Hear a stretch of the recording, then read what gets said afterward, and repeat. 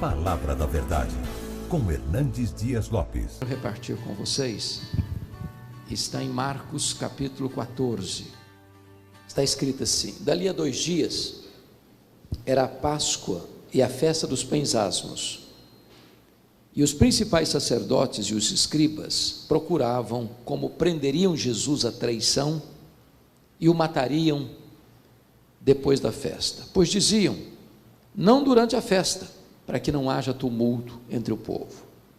Estando Jesus em Betânia, reclinado à mesa em casa de Simão, o leproso, veio uma mulher trazendo um vaso de alabastro, com preciosíssimo perfume de nardo puro, e quebrando o alabastro, derramou o bálsamo sobre a cabeça de Jesus. Indignaram-se alguns entre si e diziam: para que esse desperdício de bálsamo? Porque este perfume poderia ser vendido por mais de 300 denários e dar-se aos pobres. E murmuravam contra ela. Mas Jesus disse: deixai-a, porque a molestais? Ela praticou boa ação para comigo, porque os pobres sempre os tendes convosco, e quando quiserdes, podeis fazer-lhes bem, mas a mim nem sempre me tendes. Ela fez o que pôde, antecipou-se a ungir-me para a sepultura. Em verdade vos digo, onde for pregado em todo o mundo o evangelho, será contado o que ela fez para a memória sua. Amém. Bom, o contexto desta passagem está muitíssimo claro. 2 dias antes da Páscoa. A Páscoa era a maior festa de Israel. A Páscoa apontava para aquele momento histórico da libertação de Israel da amarga escravidão do Egito. A Páscoa era a alegria dos judeus e o terror dos romanos. Isso porque na Páscoa a população de Jerusalém quintuplicava. E os romanos tinham medo de alguma rebelião. Tanto é fato que na Páscoa a residência oficial do governador se transferia de Cesareia Marítima para Jerusalém. Vocês bem sabem que Pilatos não tinha seu palácio em Jerusalém. O palácio de Pilatos era em Cesareia, com toda a sua estrutura política e militar. Mas na Páscoa, o governador transferia todo esse aparato militar de Cesareia para Jerusalém. Inclusive o próprio tetrarca da Galileia, que era Herodes Antipas, também mudava de residência para Jerusalém, porque os seus súditos vinham para Jerusalém. Pois bem, é nesse período da Páscoa, que diz a Bíblia, que as autoridades máximas de Israel tramam, urdem, planejam, orquestram a prisão de Jesus à traição para matá-lo depois da festa, depois que o tumulto havia acabado. Mas esse texto está registrado também em Mateus 26, em Lucas 22 e em João 12. E em Mateus 26, nós somos informados que 2 dias antes da Páscoa, foi Jesus quem disse para os seus discípulos que ele seria preso, para ser morto, para ressuscitar ao 3º dia. Então você conclui o seguinte: quando os homens pensam que eles estão no controle da situação, eles estão apenas cumprindo uma agenda estabelecida por Deus. Quem está no controle é Deus. Quem tem as rédeas da história é Deus. Agora notem comigo que na mesma ocasião em que as autoridades de Israel planejam a prisão e a morte de Jesus, ali muito próximo, 9 quilômetros de Jerusalém, estava a aldeia de Betânia, e uma família prepara uma festa para Jesus. Jesus é esse personagem que provoca reações tão adversas: amado por uns, odiado por outros, adorado por uns, rejeitado por outros, acolhido por uns, rechaçado por outros. Mas o que me chama a atenção é que esse jantar que foi preparado para Jesus em Betânia acontece na casa de Simão, e a Bíblia o adjetiva Simão o leproso. Quem é Simão? Eu não sei. Eu não sei se é o marido da Marta, se é o pai da Marta, ser um amigo da Marta, porque a Bíblia diz que Marta está servindo nesse jantar, que Lázaro, recém-ressuscitado, está à mesa com Jesus, mas eu não sei quem é esse Simão. Bom, eu já aprendi uma coisa: onde a Bíblia não tem voz, nós não deveríamos ter ouvidos, então é melhor não cogitar. Pois, um fato ainda me chama a atenção, é que esse homem é chamado de Simão o leproso. A pergunta que eu faço a vocês é esta: esse homem ainda era leproso? E a resposta insofismável e categórica é esta: é claro que não. E por que você sabe disso? Porque se fosse leproso, ele não podia ficar em casa, ele não podia dar um banquete, ele tinha que estar num leprosário. Mas então por que o evangelista relata o fato de que o jantar aconteceu na casa de Simão o leproso e não na casa de Simão o ex-leproso? Para nos ensinar uma verdade muito importante, a verdade que você não deve rotular pessoas. Sabem por quê? Rótulos ficam. Você não deve marcar gente, você não deve impor uma tatuagem existencial a uma pessoa. Sabe por quê, irmãos? Às vezes o rótulo fica quando ele já não precisa mais ficar. A pessoa que estava cativa foi liberta, a pessoa que estava doente foi curada, a pessoa que estava perdida foi salva, mas o rótulo fica. É curioso que nesse jantar, quem se destaca é uma mulher. É uma mulher. No registro de Mateus 26, essa mulher é incógnita. No relato de Marcos 14, o texto que lemos, essa mulher também não tem nome. No relato de Lucas 22, também essa mulher não tem nome. Ela é incógnita.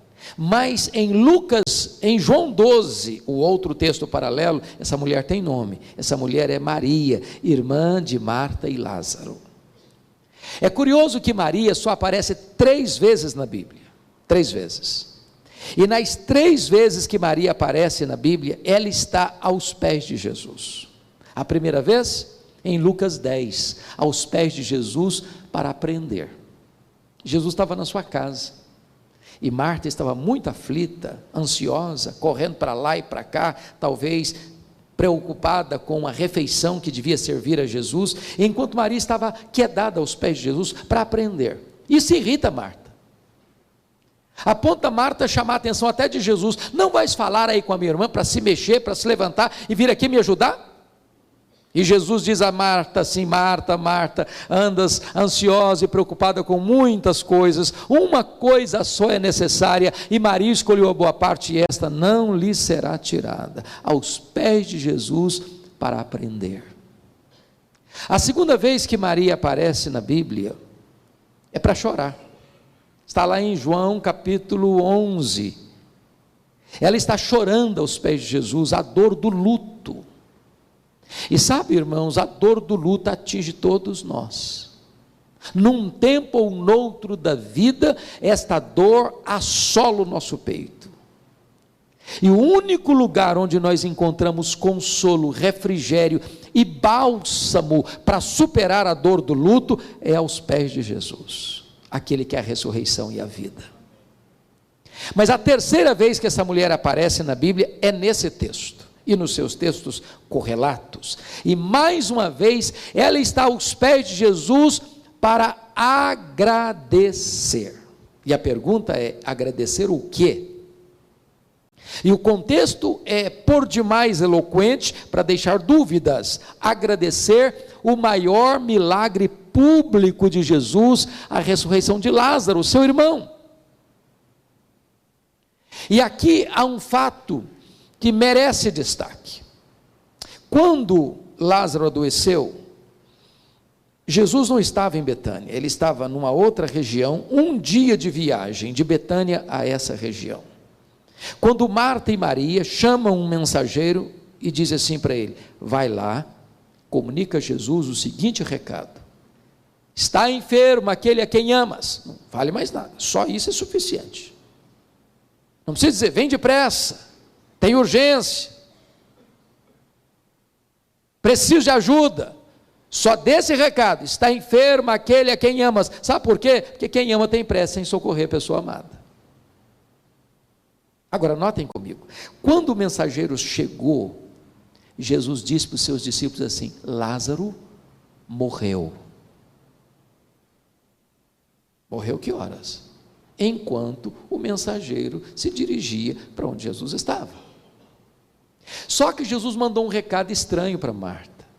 Vai lá e fala para Marta que esta enfermidade não é para a morte, é para a glória de Deus. Se o cara gastou um dia para ir e outro dia para voltar, quando chega, Lázaro não só está morto e sepultado. E aí o camarada chega atabalhoadamente e diz assim: ô Marta, Jesus mandou falar que esta enfermidade não é para a morte não, é para a glória de Deus, mas o Lázaro está morto e sepultado. Aí Jesus fica mais 2 dias onde estava. Se ele gastou um dia para ir, um dia. Jesus fica mais 2 dias, 3 dias. No 4º dia Jesus vai. Quando ele vai, Lázaro está morto e sepultado há quanto tempo? 4 dias. Por que Jesus esperou o 4º dia para ir? Indiferença? Falta de amor? Insensibilidade? Não. Havia uma crença entre os rabinos judaicos que um morto podia ressuscitar, e tinha relato de ressurreição, por meio de Elias, por meio de Eliseu. O próprio Jesus já tinha ressuscitado o filho da viúva de Naim e a filha de Jairo.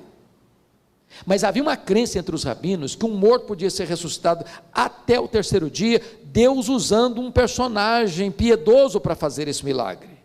Mas a partir do 4º dia, impossível.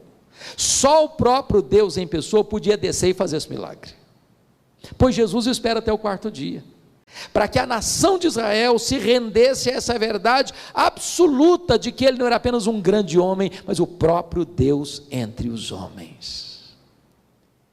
Agora Maria está aqui aos pés de Jesus para agradecer esse milagre. E diz a Bíblia que Jesus estava reclinado à mesa, Lázaro está do seu lado, o Simão, o leproso, que não era mais leproso, também à cabeceira da mesa, junto com Jesus e outros convidados, muito provavelmente os discípulos. E Maria vem trazendo um vaso de alabastro. Alabastro é uma pedra ornamental, contendo, diz o texto, um perfume preciosíssimo. Olhe o grau superlativo. Feito de uma essência. Que essência? Nardo. Que tipo de essência? Nardo puro. Diz Mateus 26 que esse vaso está cheio. E diz João 12 que tem dentro desse vaso que está cheio 1 libra de perfume. O que é 1 libra? 1 litro tem 2,2 libras. Portanto, se esse vaso está cheio e ele tem 1 libra, quer dizer que esse vaso tem aproximadamente meio litro, meio quilo de perfume. E diz o texto que ela vem com esse vaso, se aproxima de Jesus, quando se coloca atrás dele, quebra esse vaso, todo esse meio litro de perfume cai na cabeça de Jesus, escorre sobre o corpo de Jesus, como que embalsamando-o antecipadamente para a sepultura, chega aos pés de Jesus, e diz que Maria solta os cabelos, enxuga os pés de Jesus com seus cabelos, e toda a casa é tomada por esse perfume. E então, isso provoca uma reação imediata dos discípulos. Para que esse desperdício? Para que esse desperdício? Poderia se vender esse perfume por mais de 300 denários e dar-se aos pobres. E diz a Bíblia que Jesus precisa sair em defesa de Maria, dizendo assim: por que a molestais? Deixai-a, ela praticou uma boa ação para comigo, ela fez o que pôde, ela antecipou-se a ungir-me para a sepultura. Em verdade vos digo, em todo o mundo onde for pregado o Evangelho, será também contado o que ela fez para a memória sua. Então, eu queria que você, com a Bíblia aberta comigo, olhasse aqui 8 lições que Maria vai nos ensinar. 8 lições que nós vamos aprender aqui com Maria. Primeiro, olha comigo o versículo 8, parte A. Ela fez o que pôde. Sempre que eu leio esse texto, eu pergunto a mim mesmo: meu Deus, eu estou fazendo para Jesus o que eu posso? Eu estou fazendo tudo o que eu posso? Porque às vezes nós fazemos, mas fazemos relaxadamente. Às vezes nós fazemos, mas não fazemos de todo o coração. Às vezes nós fazemos, mas não fazemos o nosso melhor. Ela fez o que pôde. O que é que você está fazendo para Jesus? Como é que você está fazendo o que está fazendo para Jesus? Você está fazendo com excelência? Com zelo? Com dedicação? Com esmero? Você está fazendo o que você pode? Eu gosto muito de história da igreja, pastor Luciano, porque aprendi que a história será a sua pedagoga, ou então será a sua coveira. Se você não aprender com a história, você repete os erros dela. E aconteceu um fato muito interessante na Alemanha, no dia 23 de setembro de 1723, às 11 horas da manhã, um homem chamado Ludwig van Zinzendorf começa uma reunião de oração na Alemanha, que durou 100 anos, ininterruptamente. Esse movimento chamado de Morávios, ou movimento moraviano, desperta na Alemanha o mais importante movimento de oração e de avivamento e de obra missionária da Alemanha, a ponto de 25 moravianos, sendo pobres, sustentarem um missionário fora da Alemanha. Alguns deles, não tendo dinheiro para enviar para a obra missionária, se vendiam como escravos, para comprar passagem de ida para os povos mais longínquos, para passar o resto dos seus dias lá, trazendo e levando a esperança do evangelho para aqueles povos. Quando eu escuto um relato desse, eu pergunto para mim: meu Deus, eu estou fazendo o que eu posso? Eu estou fazendo tudo o que eu posso? Pois Maria fez o que pôde. Segunda lição que eu aprendo com Maria, olha comigo o versículo 3, ela fez o seu melhor. Irmãos, nós precisamos entender essa questão aqui. Essa essência chamada nardo não tinha Israel. Essa era uma essência raríssima e caríssima, só encontrada na época nas cordilheiras do Himalaia, de um arbusto seco moído, que era transportado em lombos de camelos. Para vocês terem uma ideia e o valor disso, esse perfume foi avaliado em mais de 300 denários. Ora, preste bem atenção, se esse vaso de pedra tinha meio litro, meio quilo de perfume, e se ele foi avaliado em mais de 300 denários, significa que aproximadamente cada grama desse perfume custa um denário. O que era um denário? Era o salário de um trabalhador de um dia inteiro. Você já pensou que você trabalhar um dia inteiro para comprar 1 grama de perfume? Uma gota de perfume? Agora pense comigo. Eu sei que vocês gostam de perfumes caros. Eu sei disso, porque eu gosto também. Agora, quando você compra um perfume caro, como é que você usa? Me fala aí. Você usa com muito zelo e cuidado, não é não? É uma gotinha só, talvez aqui um pouquinho atrás da orelha, só em dias especiais, e você diz assim para você mesmo: esse perfume tem que durar pelo menos 1 ano. Agora notem vocês que Maria não abre o perfume, ela não abre o vaso, ela quebra o vaso. A pergunta é: por que ela quebra o vaso? Porque ela está dizendo assim: eu não quero que sobre nenhuma gota, tudo que eu tenho eu quero colocar a serviço de Jesus, eu quero colocar o melhor que eu tenho a serviço de Jesus, o meu melhor.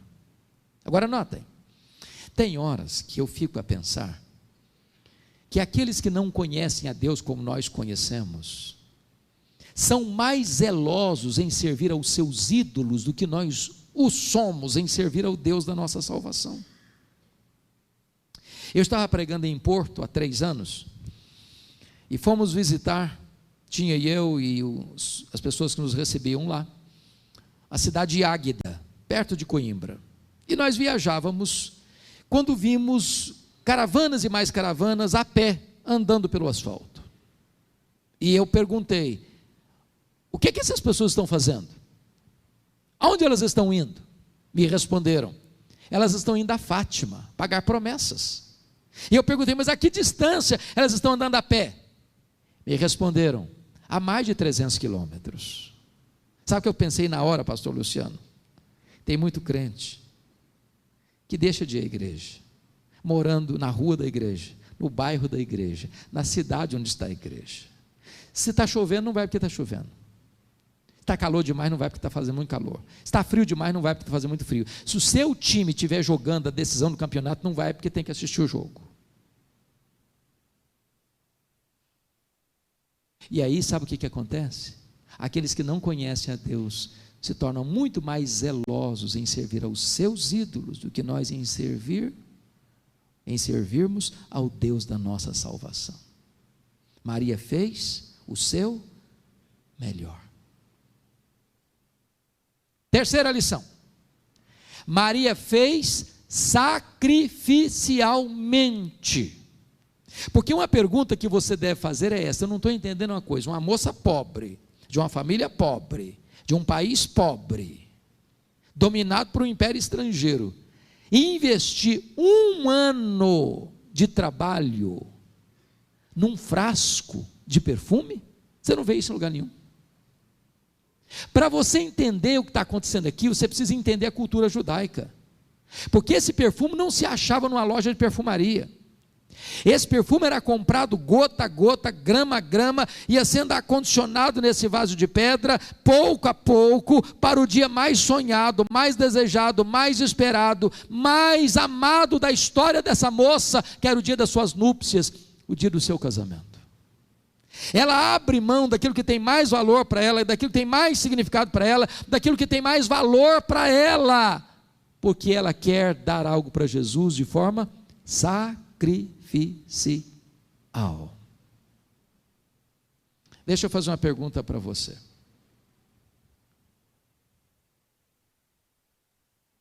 Qual foi a última vez que você fez uma oferta sacrificial para que o nome de Jesus fosse glorificado? Qual foi a última vez que você foi generoso com Maria? Dar não só o seu melhor, mas dar de forma sacrificial. Eu li um livro há 2 anos, e nós discutimos esse livro no encontro de líderes da Luz para o Caminho, lá nos Estados Unidos, e o título do livro é exatamente isso: generosidade. E o autor foi muito feliz, penso eu, na introdução do livro, para nos ensinar o que é generosidade. E ele diz o seguinte: você quer aprender a ser generoso? Você vai fazer o seguinte, conselho para vocês, viu? Passe num supermercado ou numa loja que vende material de adorno doméstico, compre um vaso, tá bom? Um vaso de vidro. Se você for mais requintado, pode ser cristal também, não tem problema. Só que você não vai botar flor nesse vaso, você vai botar terra, para todo dia você passar por lá, deixa na sala, passar por lá e dar uma olhada no vaso, para lembrar você 2 coisas. Primeiro, de onde você veio? Você veio do pó. Para onde você vai? Você vai voltar para o pó. Agora, do pó que você veio, você não trouxe nada. Para o pó que você vai, também você não vai levar nada. Você entrou nu e vai sair nu. Não tem gaveta em caixão, nem caminhão de mudança em enterro. Então, se você não trouxe nada, e se você não vai levar nada, sabe o que significa? Você não é dono de nada.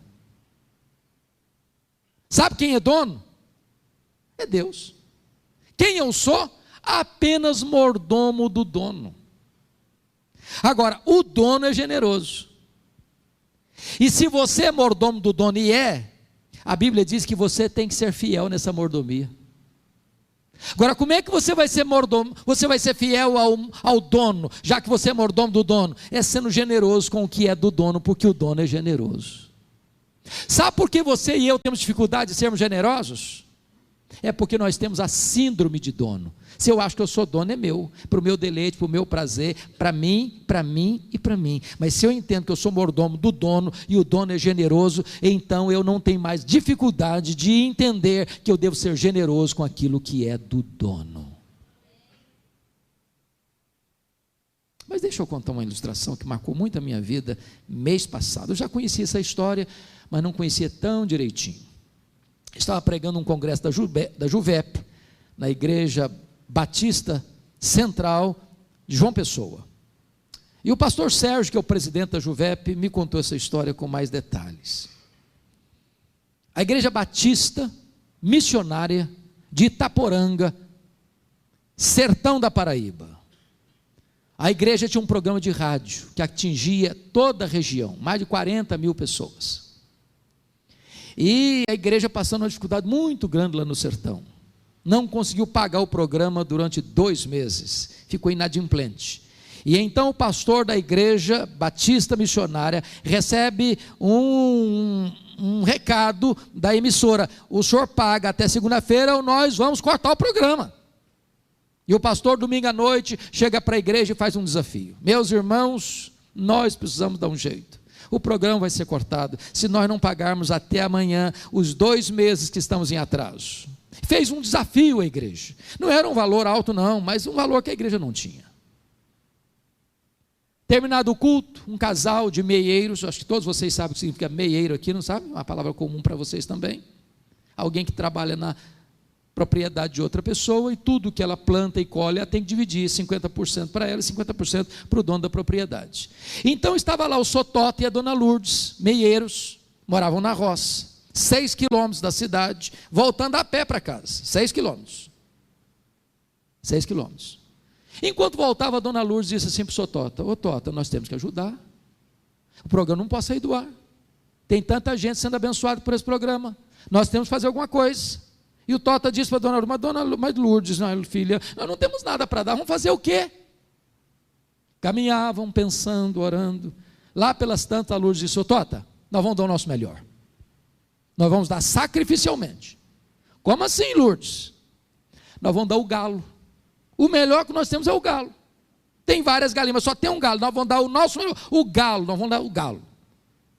O Tota concordou. Segunda-feira, bem de manhãzinha, a Lourdes botou o galo, botou debaixo do braço. 6 quilômetros para a cidade.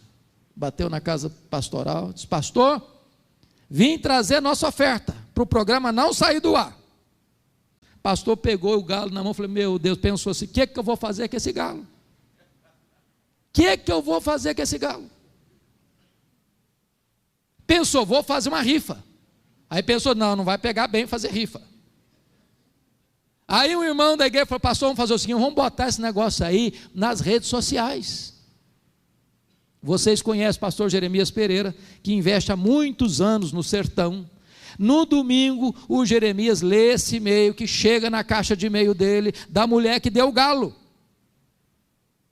E aí ele fez um apelo na igreja, 8ª igreja de Belo Horizonte. Sabe o que aconteceu? Levantaram uma oferta no culto para manter o programa 2 anos. Ligaram para o pastor, disse: pastor, fique tranquilo, daqui 2 anos o senhor não tem mais preocupação com o programa, estamos bancando o programa 2 anos. Aí o pastor Jeremias vai pregar lá no Canadá, aquele pastor Seni Tavares, chega lá, conta a história da mulher do galo. Aí a igreja perguntou assim: nós queremos saber o que a dona Lourdes está precisando, qual o sonho dela? Aí disse assim: o sonho da dona Lourdes é ter uma geladeira, para beber uma aguinha gelada nos calores escaldantes do sertão, fazer chup-chup, vender, pegar uns trocos, um fogão novo que ela não tem. Aí levantaram uma oferta no culto, falaram: vai lá, compra a geladeira para a dona Lourdes, um fogão novo, bota na casinha dela. Aí outra igreja, conhecendo essa história, pergunta: se quer saber como é que é esse negócio da dona Lourdes trabalhar meia? Olha lá a terra lá, quanto custa? Vão comprar a terra e dá para ela. Comprar o sítio. passaram a escritura para o Sotota e a Dona Lourdes. Outra igreja ficou sabendo disso. Quer saber como é que é essa terra, como é que planta, como é que colhe, como é que cultiva essa terra. Vamos mandar um engenheiro agrônomo lá, vamos cuidar dessa terra, vamos irrigar essa terra para que ela produza muito. Fizeram isso. Aí o pastor Jeremias estava pregando em Nova York, contou a história da mulher do galo. Aí alguém perguntou: você quer saber como é que está a casa da Dona Lourdes? Não, ela mora numa casa de chão batido ainda. Falei: então nós vamos lá construir uma casa grande, bonita, espaçosa, e mobiliar a casa para ela. Daqui a pouquinho um repórter da mais importante revista cristã do mundo, Christianity Today, escuta a história da mulher do galo, pega um avião em Nova York, desce em João Pessoa, pega um carro e vai a Itaporanga para ouvir a Dona Lourdes Sotota e escrever um artigo na Christianity Today para que esta história percorresse o mundo. Dona Lourdes não deu para esperar nada em troca. Ela não deu o galo para receber um galinheiro de volta. Ela deu sacrificialmente. Quarto lugar, quarta lição que nós vamos aprender com Maria. Maria fez o que pôde, ela fez o seu melhor, ela fez sacrificialmente. Quarto lugar, ela fez apesar das críticas. Irmãos, eu sou pastor há 36 anos, eu nunca vi alguém se levantando para fazer algo de importância para o reino de Deus, sem enfrentar críticas. Quem tem medo de críticas não serve a Deus. Quem tem medo de críticas está mais interessado na aprovação e aplauso dos homens do que na aprovação de Deus. Olha comigo as críticas que ela enfrentou. Primeiro, versículo de número 4. Indignaram-se alguns entre si, diziam: para que esse desperdício de bálsamo? Quem são esses alguns aqui? Quem? Os discípulos, a liderança da igreja, os apóstolos, que deviam estar felizes com Maria, ou imitando o exemplo de Maria, estão indignados contra Maria. Mas notem comigo, eles não estão indignados com o que ela está fazendo, eles estão indignados para quem ela está fazendo. Se fosse para os pobres, aí tudo bem, mas para Jesus, não, aí é um desperdício.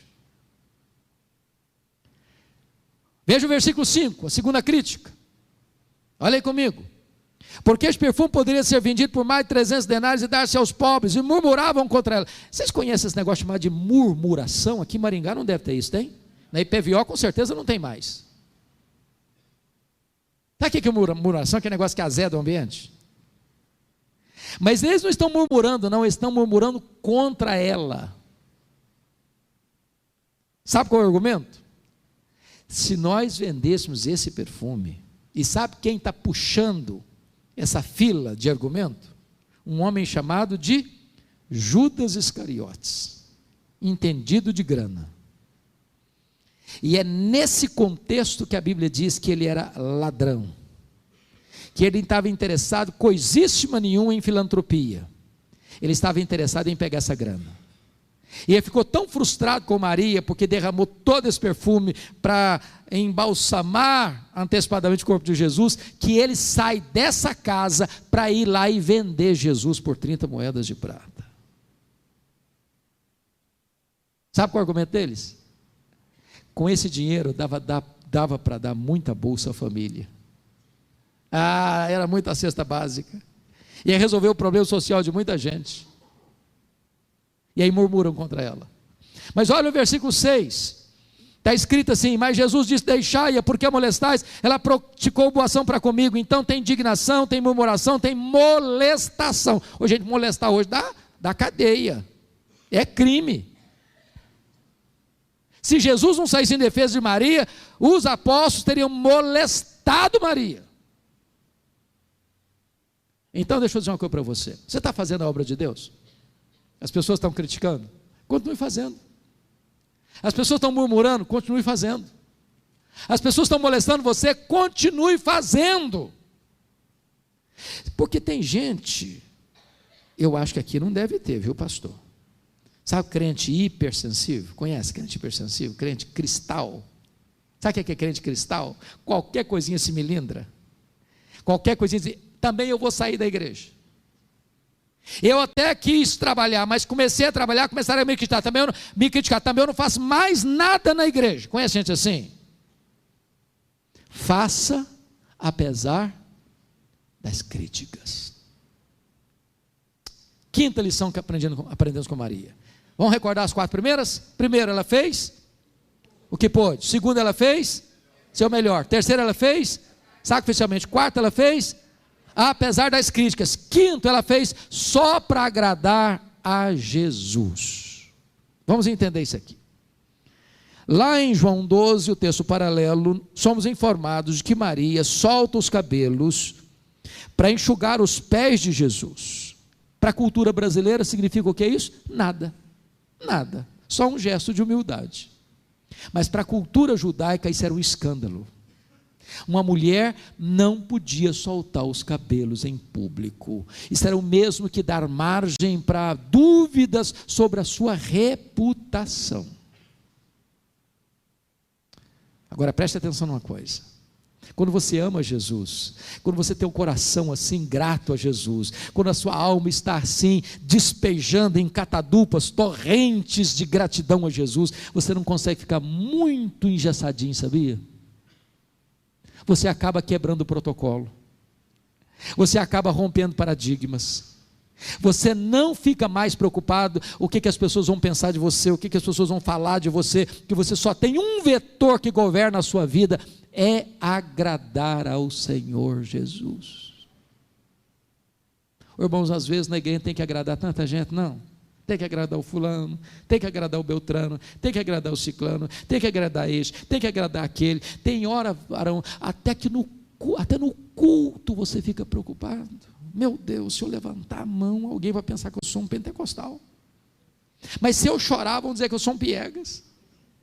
E aí você fica todo engessado, preocupado com o que o outro vai falar, vai pensar de você. Uma coisa é muito importante: você e eu devemos agradar somente a Jesus. Eu não estou dizendo com isso que você está livre para desagradar todo mundo, não. O que eu estou dizendo para você é que o único vetor que deve governar a sua vida é agradar ao Senhor Jesus. Sexta lição. Ela fez a pessoa certa. Olha comigo os versículos de número 6 e 7. Mas Jesus disse: deixai-a, porque a molestais, ela praticou boa ação para comigo, porque os pobres sempre os tendes convosco, e quando quiseres podeis fazer-lhes bem, mas a mim nem sempre me tendes. Vamos entender aqui.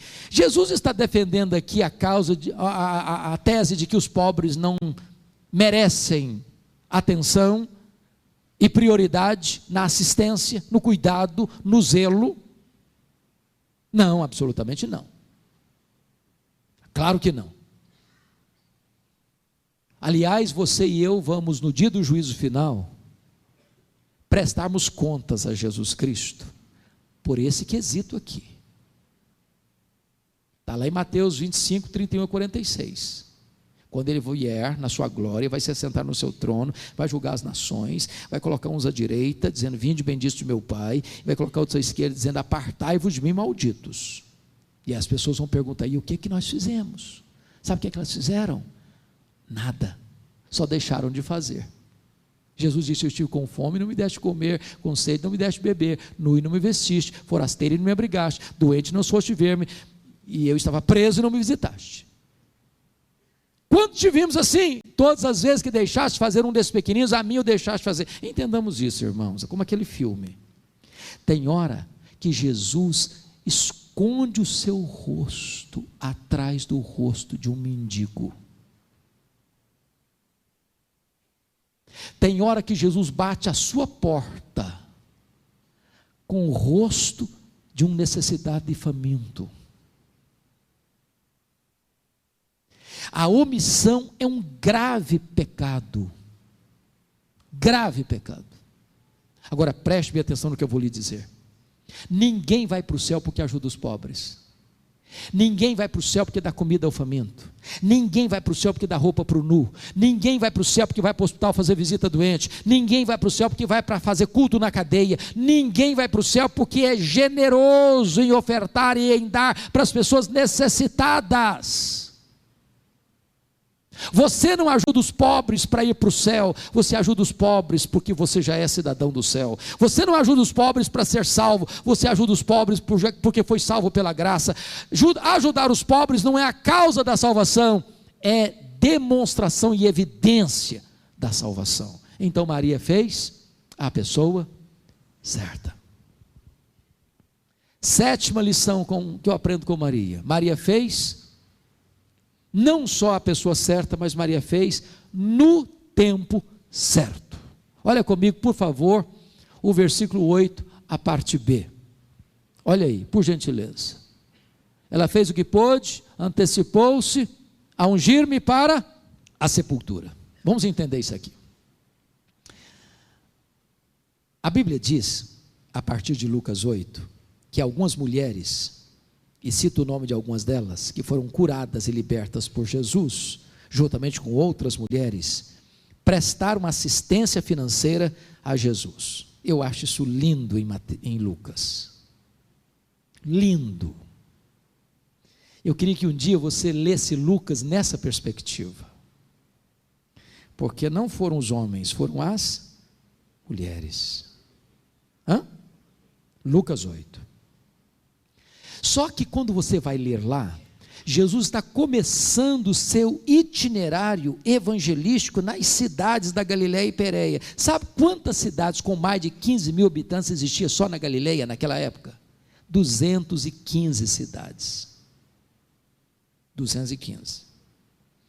Agora pense comigo que tem Jesus, tem os 12 apóstolos, tem as mulheres e muitas outras mulheres, então era uma comitiva. Agora, estrutura, para quê? Para hospedagem, para comida, para roupa, para calçado.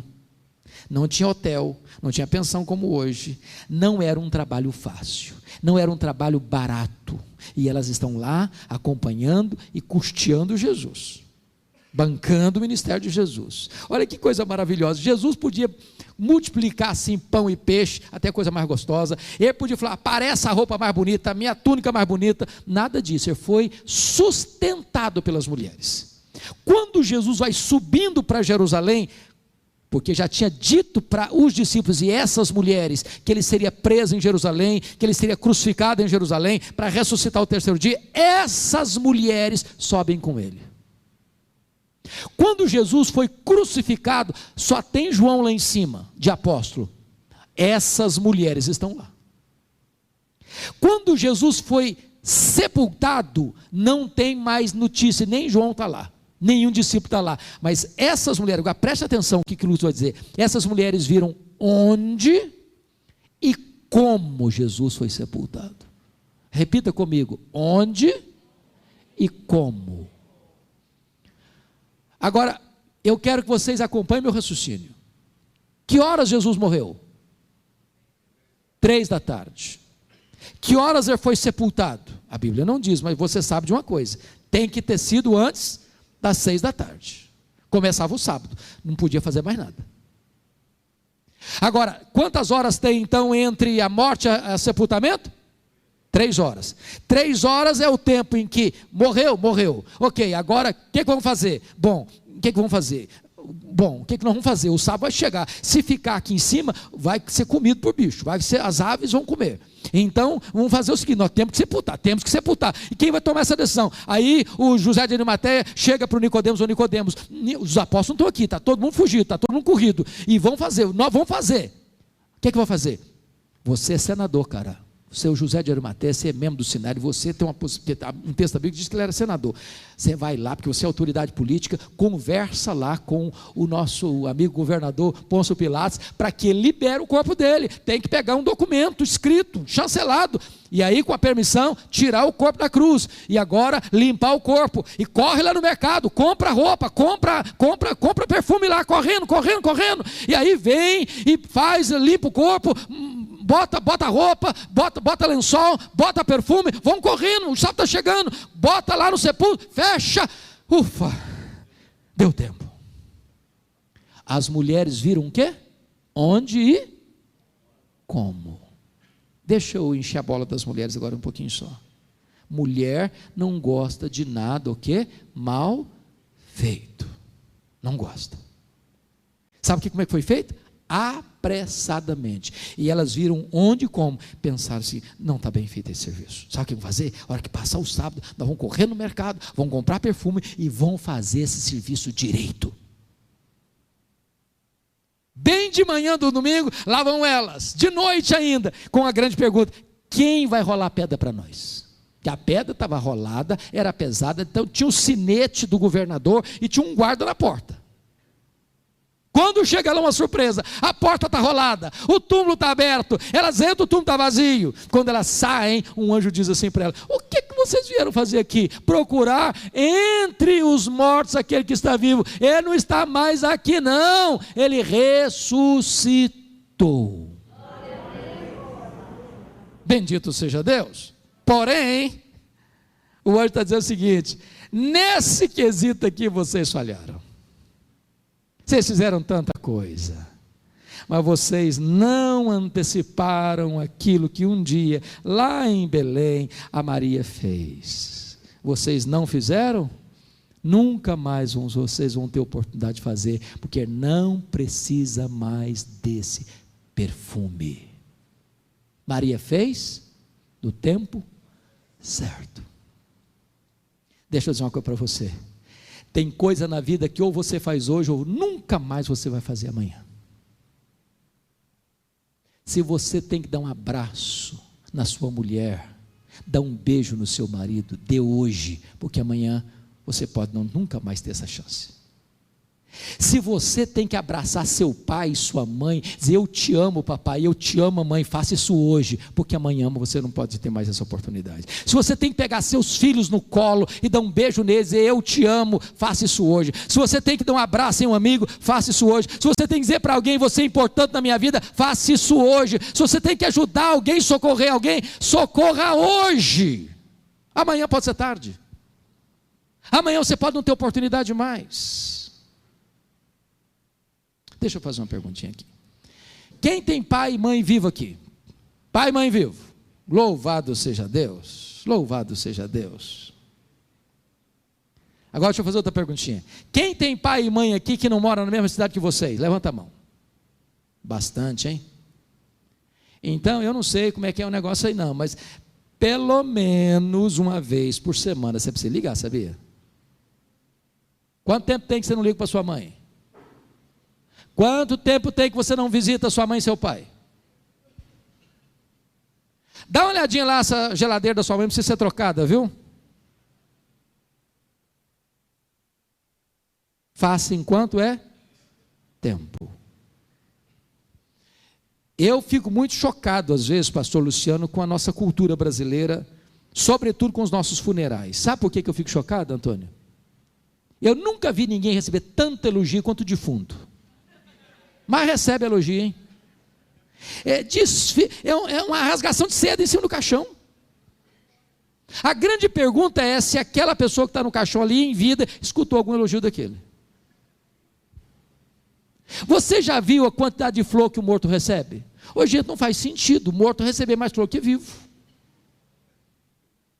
Eu fui num funeral em Vitória certa feita, eu contei 86 coroas de flores. Precisaram contratar um caminhão só para levar as flores. E eu fiquei do lado olhando, pensando: coitado do defunto, não consegue tirar um botão de rosa a mais, para que tanta flor para ele?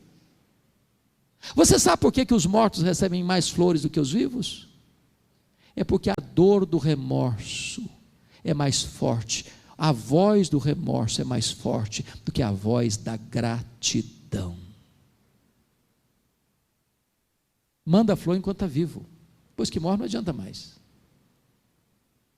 Eu quero encorajar você a abraçar seu pai, a abraçar sua mãe, a abraçar o seu irmão, a abraçar o seu filho, a abraçar seu marido, a abraçar sua esposa, a abraçar seu irmão da igreja, enquanto é tempo, para você não chorar de remorso depois, enquanto é tempo. Vocês lembram do Saul e do Davi? Do Absalão e do Davi? Meus irmãos, sabe quantos anos o Davi ficou sem conversar com o filho dele, Absalão? Sabe quanto tempo? 11 anos. 11 anos.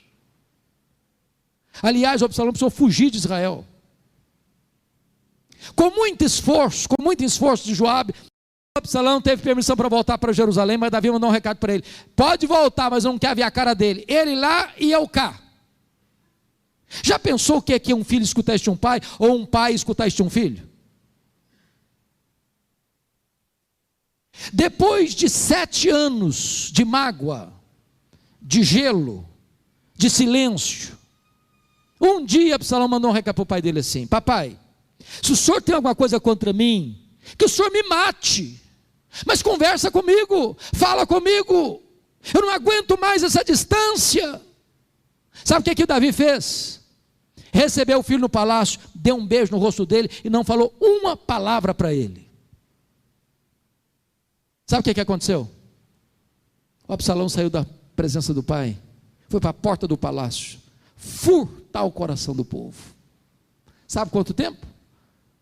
4 anos. Agora preste atenção comigo, Davi era um estadista, Davi era um guerreiro, Davi era capaz de pescar a conspiração no ar. Sabe por que Absalão fez isso? Para chamar a atenção do pai, para ver se o pai vinha brigar com ele, para ver se o pai vinha pelo menos discutir com ele. Davi não fez nada. 11 anos se passaram.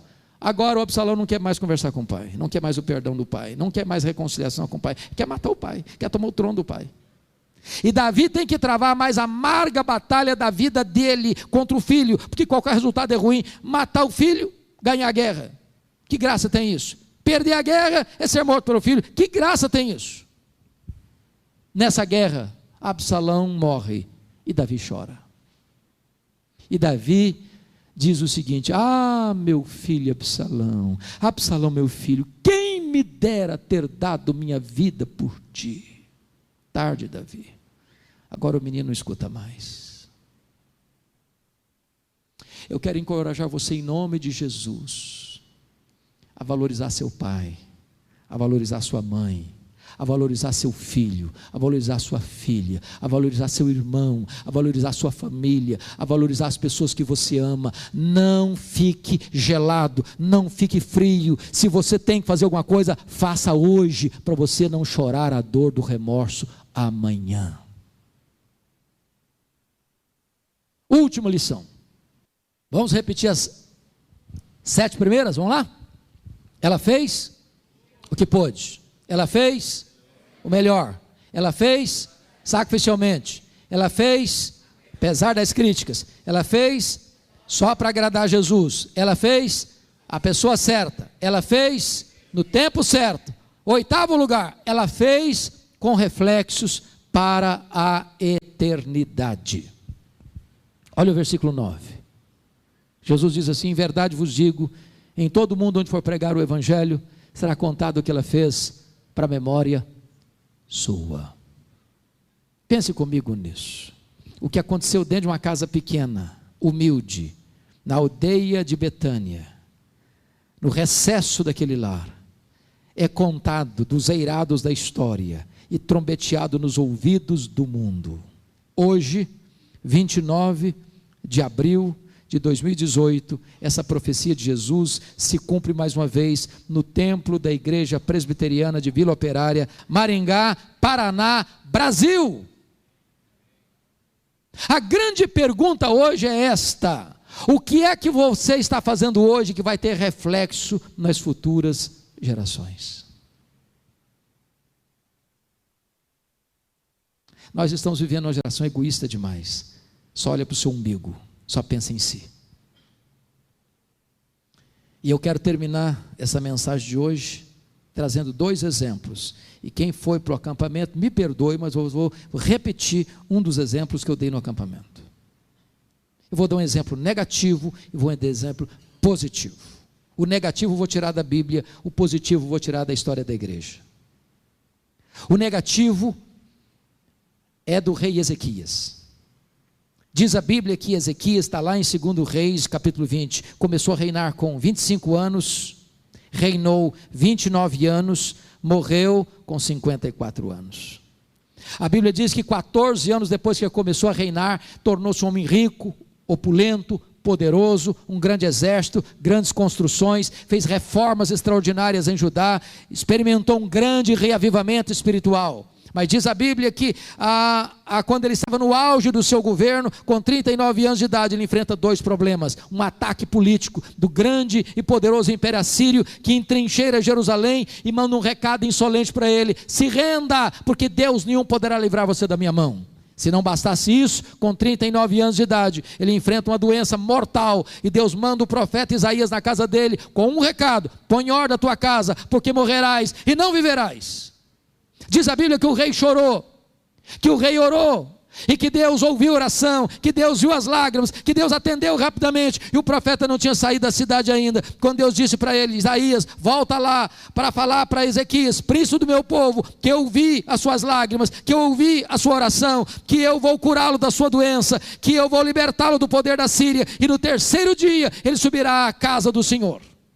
Quando o profeta chegou, deu um recado para ele, o rei perguntou: que sinal Deus vai me dar que ele vai me curar? E o profeta perguntou: o que você quer? Que a sombra do relógio de Acais retroceda 10 graus ou avance 10 graus? O rei pensou: já que Deus vai fazer um milagre, eu quero um milagre maior. Relógio anda para frente, mas relógio não dá marcha ré, então eu espero que o relógio retroceda 10 graus. E Deus interferiu na estrutura do universo para atender à necessidade do rei Ezequias, respondendo à oração de Isaías. Sabe o que aconteceu? Em vez do rei, ao receber esse duplo milagre, se humilhar, diz a Bíblia que o coração dele se exaltou. Exaltou. Preste muita atenção nisso. Sabe quem abençoa a gente? Deus. Sabe quem dá saúde? Deus. Sabe quem dá prosperidade? Deus. Sabe quem promove você? Deus. Sabe quem leva você para frente? Deus. Então cuidado com orgulho. Cuidado com orgulho. O coração dele se exaltou. Sabe o que Deus fez? Deus mandou o profeta de novo na casa dele. Porque ele tinha recebido uma comitiva da Babilônia. O rei da Babilônia, ao ouvir esse milagre, escreveu uma carta, comprou presentes, mandou para ele, para congratular-se com ele. Quando ele recebeu essa comitiva da Babilônia, ele abriu a sua casa, ele abriu seus tesouros, ele abriu o seu palácio, ele mostrou sua riqueza, ele mostrou sua fortuna, ele mostrou seu arsenal bélico, ele mostrou tudo que ele tinha, a glória dele, o poder dele, a fama dele, e não deu uma palavra de agradecimento a Deus. Aí o profeta chegou e perguntou assim: estou sabendo que você recebeu visita internacional? Recebi uma comitiva. E de onde era? Lá da Babilônia. E aí o que você fez? Eu mostrei tudo que eu tenho, abri tudo, não escondi nada, a minha casa, meus tesouros, meu arsenal, tudo eu mostrei. Mostrei quão grande eu sou. Aí o profeta disse: pois agora você vai escutar a palavra do Senhor. Essa Babilônia amanhã vai ser um grande império. Sabe o que vai acontecer? Essa Babilônia vai voltar e vai saquear tudo que você e seus pais antes de você juntaram. Tudo, vai levar tudo embora. Segundo, dos filhos que tu gerares vão ser levados cativos para a Babilônia. Terceiro, dos filhos que tu gerares vão ser feitos eunucos para servirem no palácio. Eles vão ser castrados e eles não vão poder gerar. Isso aqui é uma tragédia malquiense. Sabe qual foi a resposta do rei para o profeta? Boa é esta palavra que tu disseste. Espera um pouquinho só.